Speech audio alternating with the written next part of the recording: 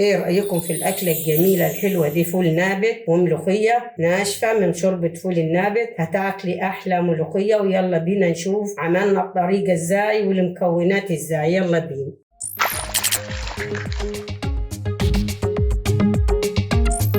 صباح الخير عليكم، ازيكم؟ عاملين ايه؟ اخباركم ايه؟ يا رب تكونوا بخير. احنا النهارده هنعمل الفول النابت ونعملوا له الشوربه، هتعجبكم خالص طريقتنا في عميل النابت، ونخلوه يبقى ميته بيضه خالص الشوربه بتاعته. خليكم معانا خطوه خطوه، هتعجبكم طريقتنا. يلا بينا نشوف مع بعض هنعملهم ازاي. هنجيب بوله احنا غسلناهم وخليناهم نشفوا، يعني عادي غسليهم وعلى طول حط عليهم. دلوقتي انا هنعمل ايه؟ هجيب الميه السخنه عليهم. احنا دلوقتي هنجيب الميه السخنه ونحطها لهم زي كده اهو، ونسيبهم لغايه بكره كده. احنا عشان ايه؟ بسرعه يلينا.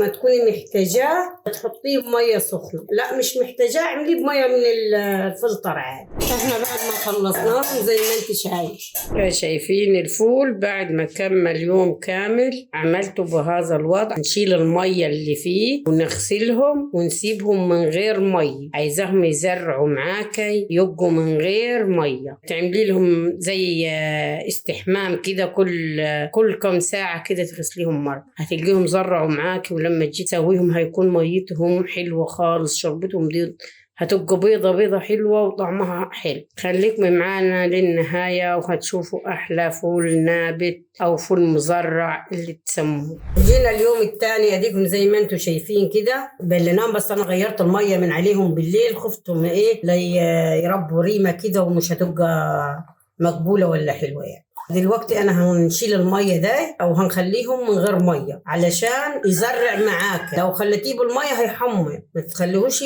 والميه قاعده فيه، لازم يبقى قاعد من غير الميه. بعد ما نشيل الميه نقضي اليوم كله النهارده نغير من عليهم بالليل ونشيلهم في الثلاجه. بعد كده نغير عليهم ونشيلهم في الثلاجه كل مره، يعني مرتين في اليوم او 3 مرات. هو يزرع معاك، يقعدوا 3 ايام ويزرع معاك. خليكم معانا للنهاية وهنشوف مع بعض أحلى فول نابت هيعجبكم.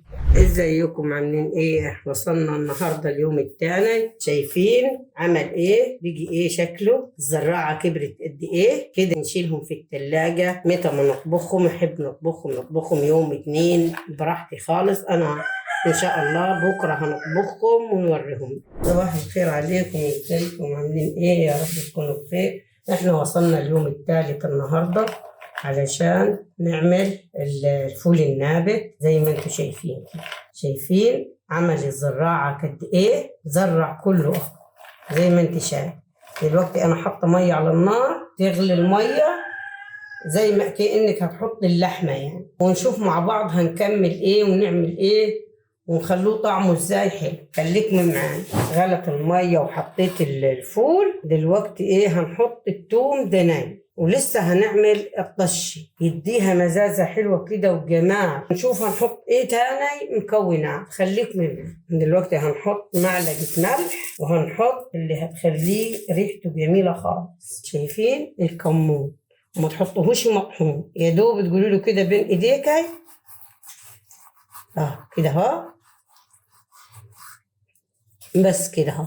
وتحطيه، مش لازم تطحنيه علشان الريحه بتاعته تبقى جميله خالص وما يبقاش معاك يسود المي. دلوقتي هنعمل الملوخيه بتاعت شوربه الفول النابت. حطينا الشوربه على النار في حله تاني غير حله الفول النابت، وهنحط عليها عصير الطماطم اللي انا عاملاه بالمبشره ده، ونخليهم يغلوا كويس، ونحط معاهم حبه توم قليلين من هنا. وبعد كده نعمل ايه؟ الطشه نحطها عليهم بعد ما نعمل الملوخيه، ونحط نص الطشه في الملوخيه ونص الطشه على الفول النابت. عامله كميه كبيره توم. بعد شوربه النابت ما غلت هنحط المكونات ده: كعب مرقه، حبه ملح قليلين علشان احنا حاطين ملح، حبه شطه، حبه فلفل اسود، حبة توابل مشكل. وادي الملوخية شايفين منعمينها خالص، لازم تبقى ناعمة عشان طعم الملوخية تبقى حلوة معاك. خليكم معايا لما نوريها لكم في طبق التقديم. شايفين جمال الملوخية وخضارها خضرة ازاي وحلوة. احنا دلوقتي هنعمل لها الطشة.